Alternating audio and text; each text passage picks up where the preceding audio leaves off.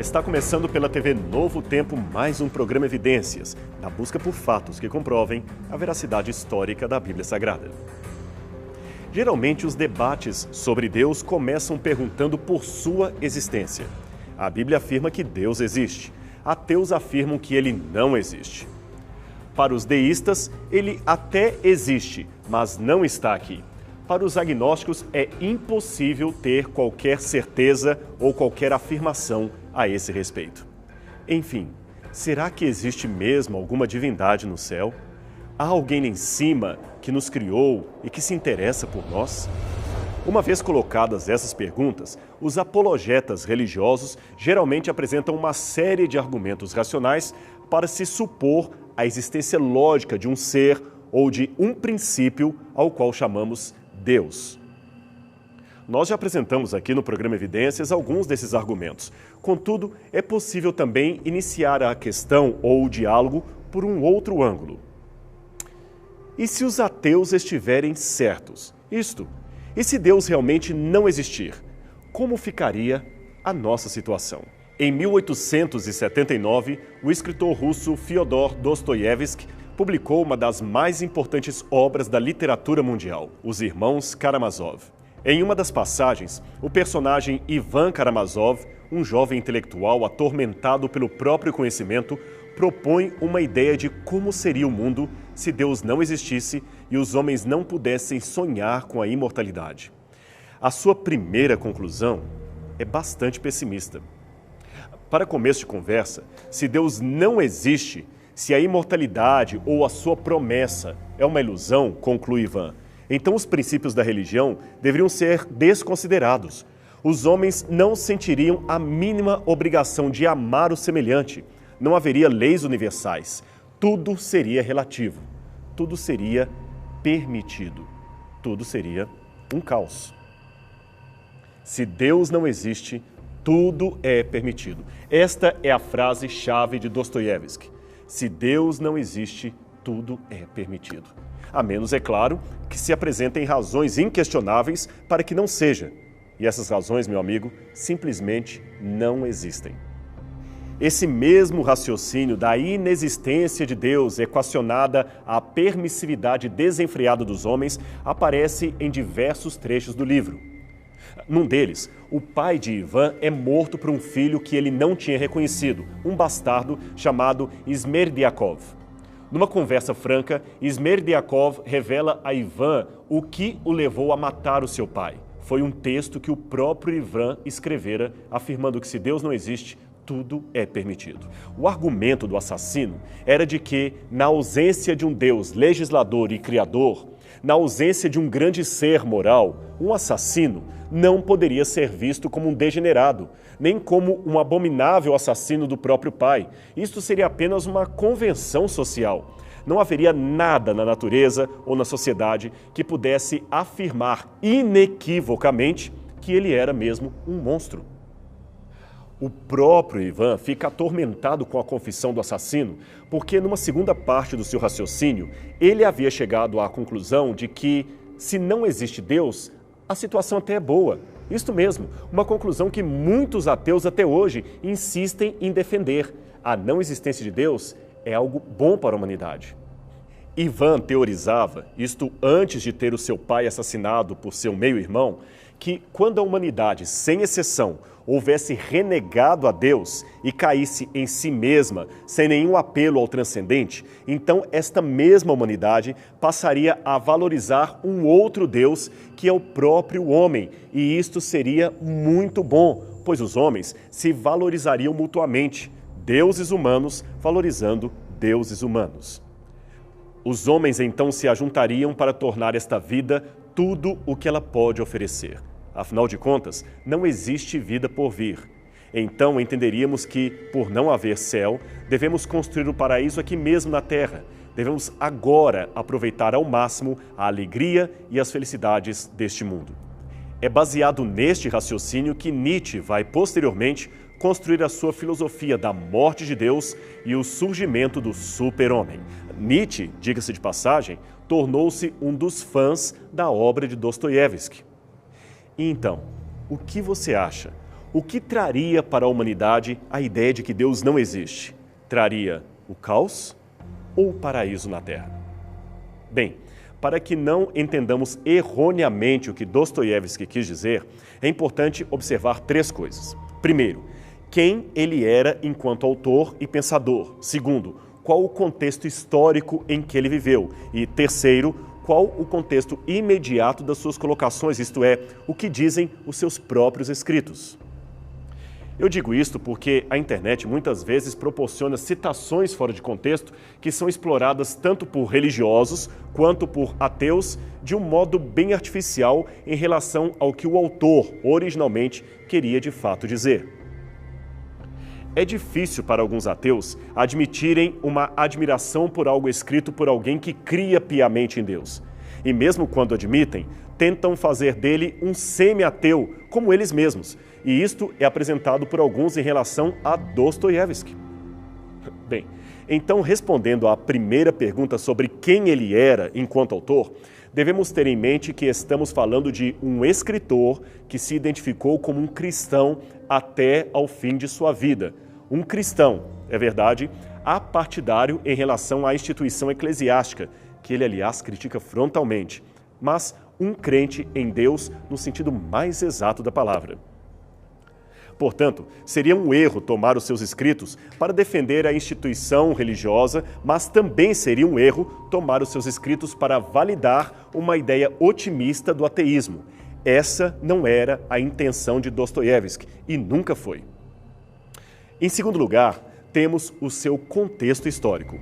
O romancista viveu na Rússia do século XIX, o império que se expandia às custas da fome e da miséria do povo. Ele sofreu na infância o regime opressor de Nicolau I, o mais ditador dos czares. Era uma época de guerras e privações, em meio à qual a intelectualidade russa sofria de uma crise moral e espiritual.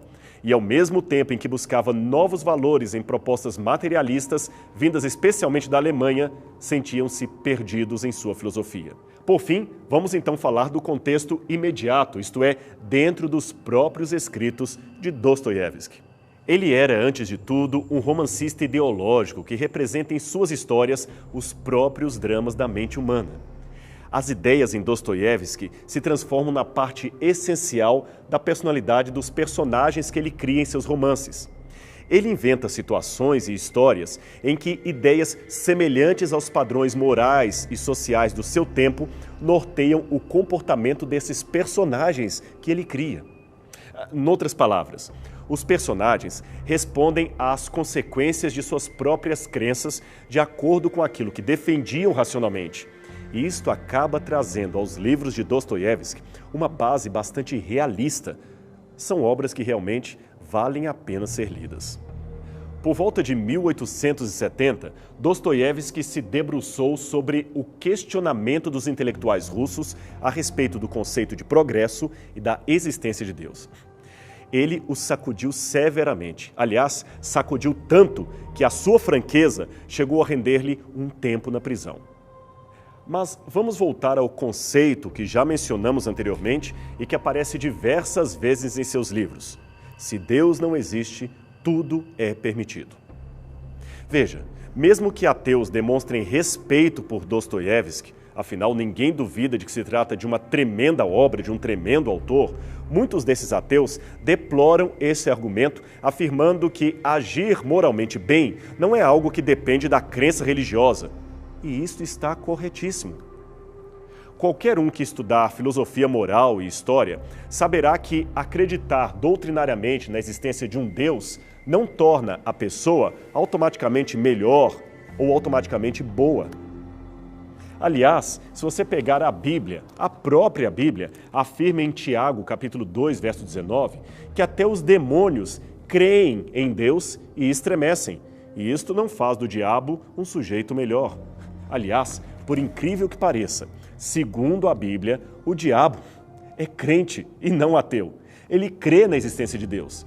E não só crê, mas ele odeia Deus. Portanto, crer em Deus não significa deixar-se transformar por Deus.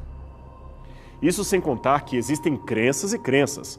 Existem deuses e deuses. Ora, não é um conjunto único de fé. Há várias formas de divindade e muitas não passam de reflexos ritualísticos da patologia humana. Uma crença pode, por exemplo, ensinar que é correto sacrificar crianças para aplacar a ira de uma divindade. Enfim, vamos ser bem honestos aqui. Você vai encontrar crentes que matam, ateus que matam. Vai encontrar crentes que roubam e ateus que roubam. Da mesma forma que encontramos alguém de mau caráter num grupo, encontramos também gente de mau caráter no outro.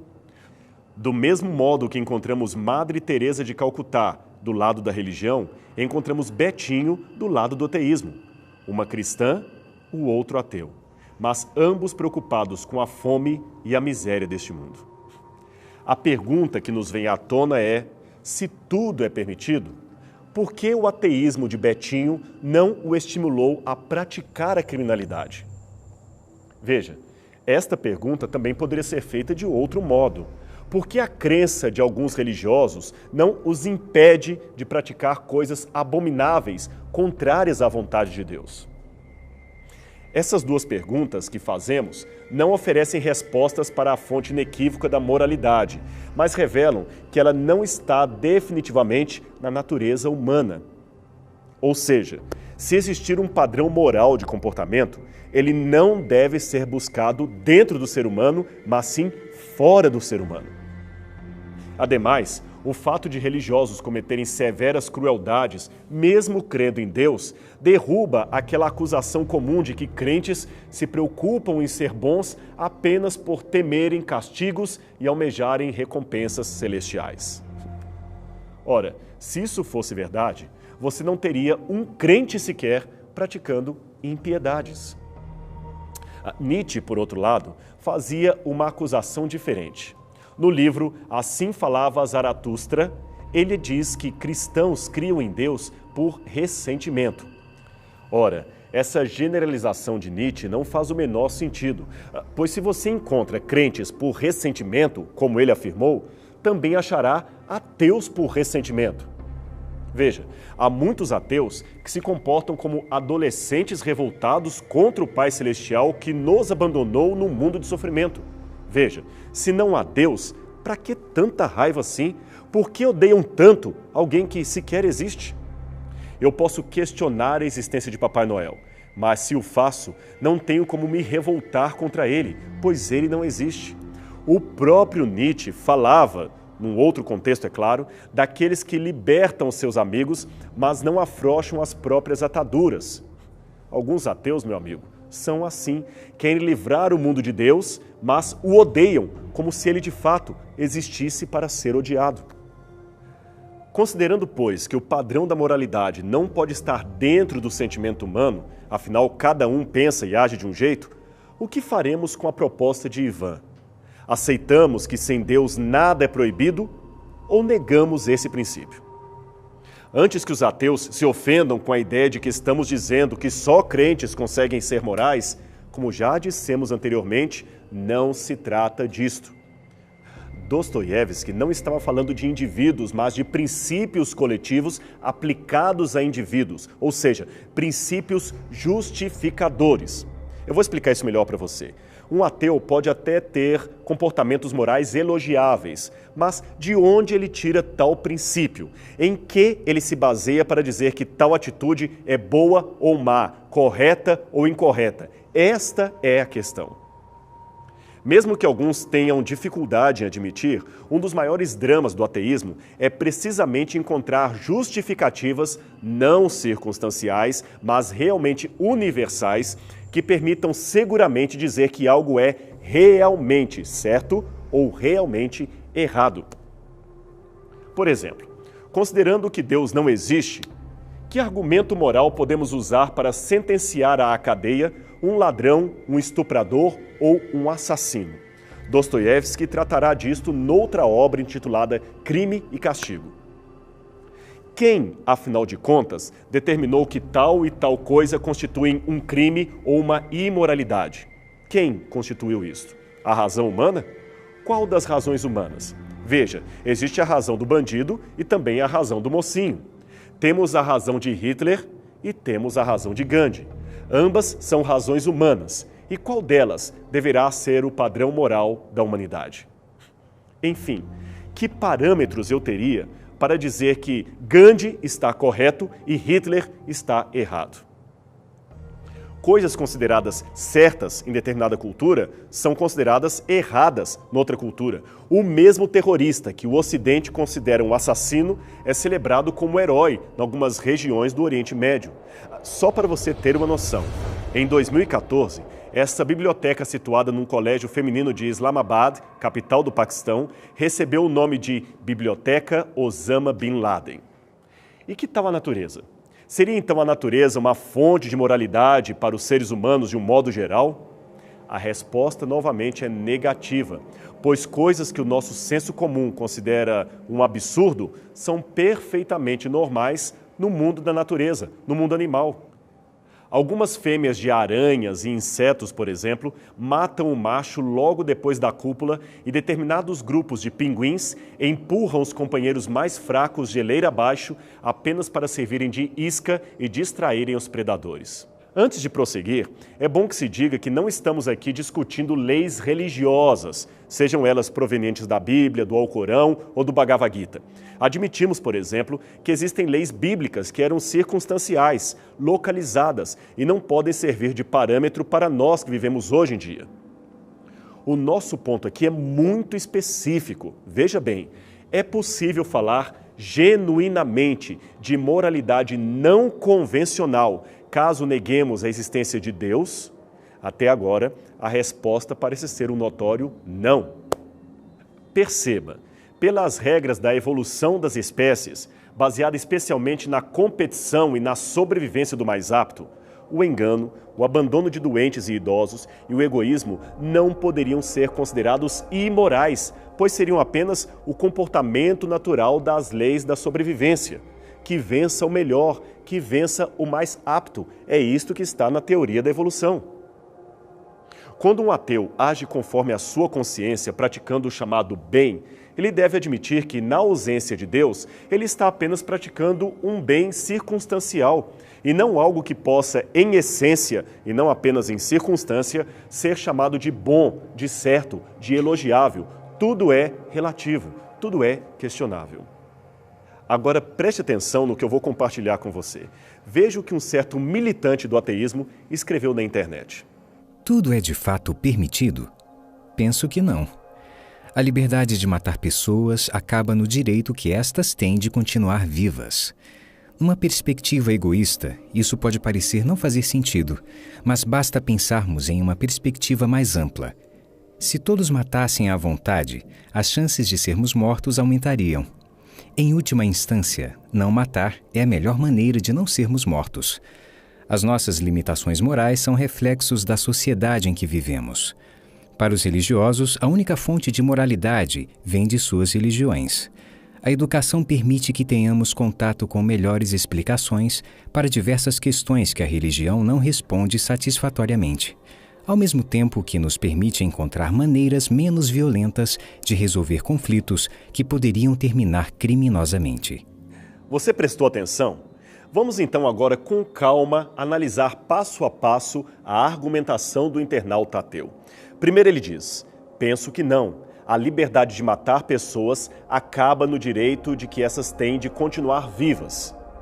Mas deixe-me questionar, quem deu esse direito à vida? Sobre que autoridade ele se baseia? Lembre-se, a nossa tese é de que se não há Deus, todas as respostas são circunstanciais, nenhuma é realmente inequívoca. Penso que muitos ateus responderiam bem, quem dá o direito à vida é o Estado, a Constituição. Ora, se o Estado é quem dá direito à vida, o Estado também possui o direito de tirar a vida. Sendo assim, ninguém pode condenar um ditador como Saddam Hussein ou Bashar al-Assad por tirarem a vida de rebeldes. Afinal, naquele contexto específico, naqueles países específicos, eles eram o Estado. Portanto, dizer que é o Estado que nos dá o direito à vida, esse direito não é universal, é apenas circunstancial e questionável. Continuando a argumentação, ele também diz: se todos matassem à vontade, as chances de sermos mortos aumentariam. Em última instância, não matar é a melhor maneira de não sermos mortos. Bem, isso depende. Se um avião cai na floresta amazônica e só há comida para 1/3 dos sobreviventes, a morte da maioria aumentaria a chance dos demais ficarem vivos. Então, que código de ética eu aplicaria nessa situação? Dizem que no futuro não haverá água para toda a população humana. Se isso acontecer, que regra vamos aplicar de sobrevivência? Morrer para que outros possam viver ou matar para aumentar as nossas chances de sobrevida? Você percebeu? Neste esquema que ele propõe, não há espaço para o altruísmo. Eu sei que os ateus têm sentimentos, eu tenho conhecido os ateus que são altruístas. Não é disto que estamos falando, e sim do fato de que, sem Deus, esses sentimentos são mera circunstância, não valem para todas as instâncias. Veja novamente a lógica do internauta. Evitamos matar porque isto aumenta a nossa chance de sobreviver. E se não aumentar, então eu estou livre para matar? E antes que alguém objete, saiba que o próprio Darwin, isto mesmo, o pai do evolucionismo, admitiu que a solidariedade e o altruísmo não podem ser explicados pela lei da evolução. Veja, ele não afirmou que a evolução não tem ainda a explicação para isto, pelo contrário. Essas leis evolutivas chocam-se com os princípios morais do altruísmo. Afinal de contas, a regra da evolução é sobreviver e não ajudar.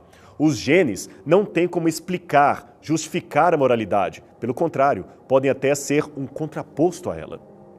Continuando, as nossas limitações morais são reflexos da sociedade em que vivemos. Para os religiosos, a única fonte de moralidade vem de suas religiões. De fato, ele aqui admitiu o óbvio. A moral do ateu vem da sociedade em que ele vive. Só faltou dizer qual é esta sociedade. Pois, afinal de contas, existem várias sociedades. Logo, não tem como ele inquestionavelmente definir qual moralidade social seria a correta e qual seria a errada. Ademais, se ele tiver um comportamento de incesto ou estupro porque vive numa sociedade que tolera, permite ou até sanciona aquilo, ninguém poderia dizer que ele estaria de fato errado. Ele agiria como a moralidade da sua sociedade. Ele também comete um erro ao dizer que religiosos veem apenas a religião como fonte da sua moralidade. Isto não é verdade. Existem muitas regras de moralidade que vêm da Constituição do país e, segundo a Bíblia, isto mesmo, segundo a Bíblia, devemos respeitar essas regras, a menos, é claro, que elas se choquem com as regras de Deus, pois a regra de Deus é eterna, é universal. Já a moral humana, ainda que eficiente e circunstancial, é localizada. Bem, vamos ao último ponto da sua argumentação. A educação permite que tenhamos contato com melhores explicações para as diversas questões que a religião não responde satisfatoriamente, ao mesmo tempo que nos permite encontrar maneiras menos violentas de resolver conflitos que poderiam terminar criminosamente. Ora, é claro que a educação exerce um papel importantíssimo na sociedade, mas, se isso fosse tudo, não teríamos jovens universitários praticando quebradeiras em protestos violentos, nem trotes igualmente violentos praticados contra calouros em diversas universidades do país. Só para você ter uma noção, a maior parte da cúpula do nazismo, isto mesmo, do nazismo, era formada por intelectuais formados nas maiores universidades da Alemanha. Educação é importante, mas educação sozinha não é tudo, meu amigo. Da universidade também saem muitos, não poucos, muitos monstros educados, poliglotas e até geniais. Não se deixe enganar, educação também não é sinônimo de moral. Certa vez, o apologista Ravi Zacarias estava realizando uma palestra numa universidade americana, quando uma jovem muito agressiva o interrompeu dizendo: "Não creio em Deus por causa das coisas ruins que acontecem nesse mundo. O fato de existirem coisas ruins são a maior prova que tenho de que Deus não existe." O Dr. Zacarias ouviu calmamente o desabafo da jovem e replicou: "Pelo menos num ponto você e eu estamos de acordo. Existem coisas ruins. Mas como sei que algo é ruim? Certamente porque existe algo bom que eu posso usar por comparação, não é mesmo? Ora, se existe o bom e o ruim, Então deve existir também um padrão, uma lei universal que determina o que é bom e o que é ruim. Mas para haver uma lei universal, é preciso que haja um legislador universal que eu chamo de Deus. Mas para você, esse legislador não existe. Logo, se não há legislador, não existe lei, nem mesmo padrão de certo e errado. Então, o seu ponto inicial fica sem sentido. Como você sabe que o mal é realmente mal? Você entendeu o raciocínio? Agora, alguém pode perguntar, sem Deus, é possível praticar o bem? Sim, é possível. O adestramento social pode proporcionar isto. Mas somente com Deus, esse bem passa a possuir um significado.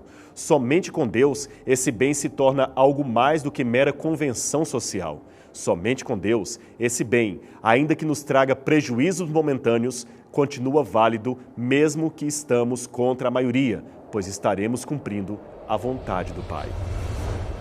E deixe-me dizer algo para você. Ao contrário do que pensam alguns amigos ateus a quem eu respeito, deixe-me dizer que não é o medo nem a recompensa que me leva a obedecer o Pai. Isto pode até ser verdade em muitos casos, como por exemplo naqueles que adoram ídolos, mas não serve para todos. Para milhões e milhões de pessoas, é o amor a Deus e ao próximo que os leva a agirem como agem. Um amor que nem a natureza, nem a razão humana, muito menos a convenção social, consegue explicar. Amar a Deus sobre todas as coisas e ao próximo como a mim mesmo, ainda que esse próximo seja o meu inimigo. Esta é a causa, a razão e a fonte por excelência da minha moralidade, da nossa moralidade. Sem o amor de Deus, nenhuma justificativa ética seria um fator universal. Amar a Deus e ao semelhante. Este é o princípio. O resto é comentário. O nosso programa vai ficando por aqui. A semana que vem, não perca mais uma conversa sobre Deus aqui na TV Novo Tempo, o seu canal da esperança.